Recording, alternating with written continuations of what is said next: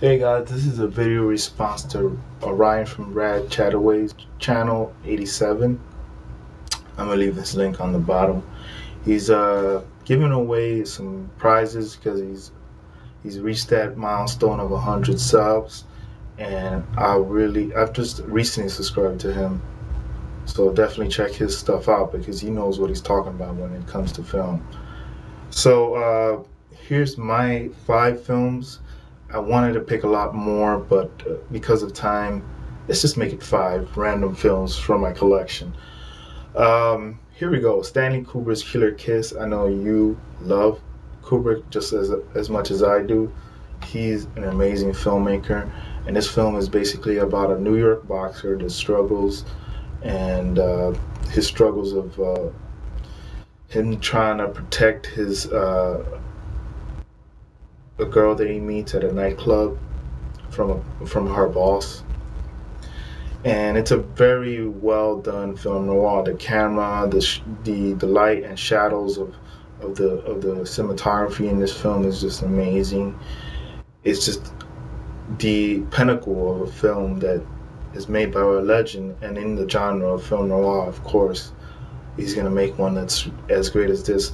The Killer, I love that one a little bit more, but definitely can't wait for the Criterion, which you happily let us know. I would have not known prior to that, so thank you for that, Ryan, because I can't wait to pick that one up.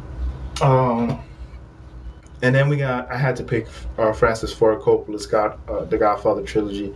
I know this is 3 films, but the second one, if you want to count, the second one is the best out of all, in my opinion.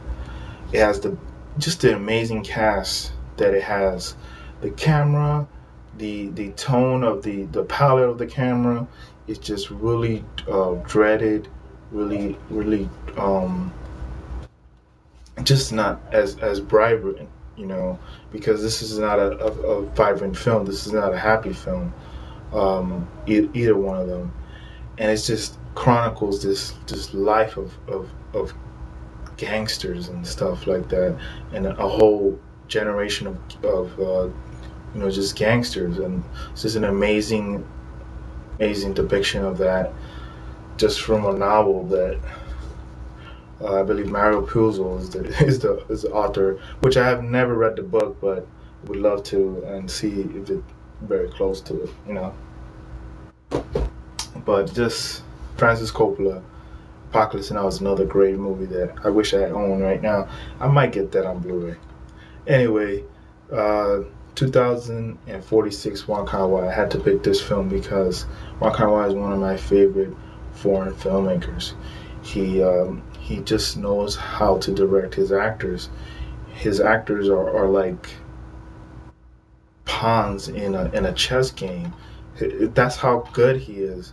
He just places an actor somewhere and he just says action, and I think they just know what to do.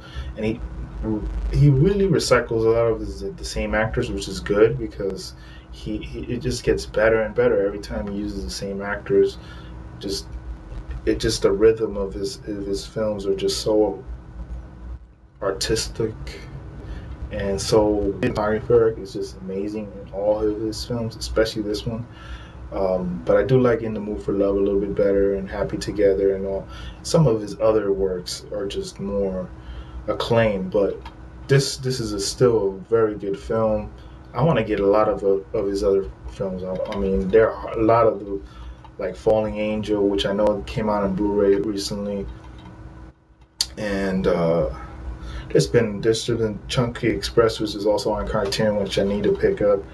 But just the magnitude of this filmmaker, and I heard rumors that he was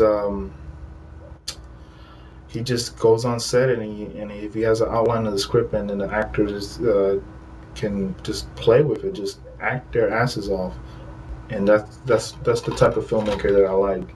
So he's one of the best. Um, then we got Juice. This is a directed by Ernest R. Dickinson, which I believe was a music video director beforehand.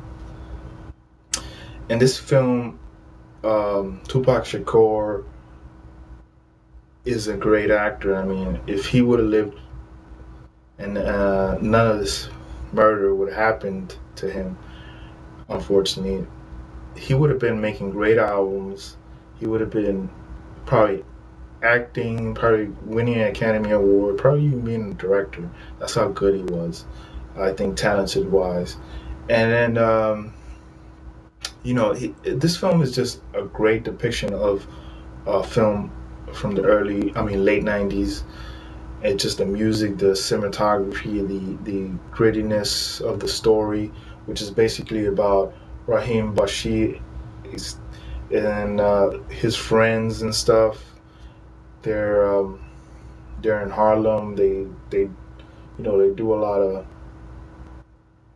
and it's basically juice. It's like you have the power. You have like, people know you're bad and stuff like that. So it's one of those do the right thing type of era films where it's just trying to break the boundaries of what really is interesting in filmmaking. And when I saw this, I was like, wow, this is a film that just depicts my childhood. Sometimes it just really touches me how beautiful this film and how it makes me feel every time I see it. Like I just think about those times in New York and everything because I grew up in New York.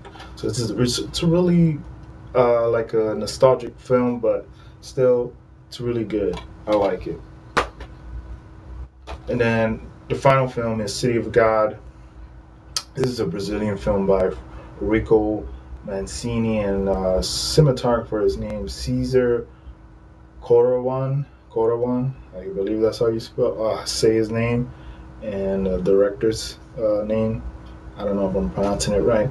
But City God is basically depict a story of a photographer in the slums of Rio de Janeiro, sorry, and the City of God, and that's like a slum there, the ghetto, and he's basically, he knows a lot of other kids there, a lot of childhood friends there, and they're growing up in this slum, and they're just acting the fools. It's just a neighborhood, like, but just more grittier because it's a third world country. It's really beautiful. It's shot, edited wise, just love the film. The most shocking thing about this film is how young the cast is.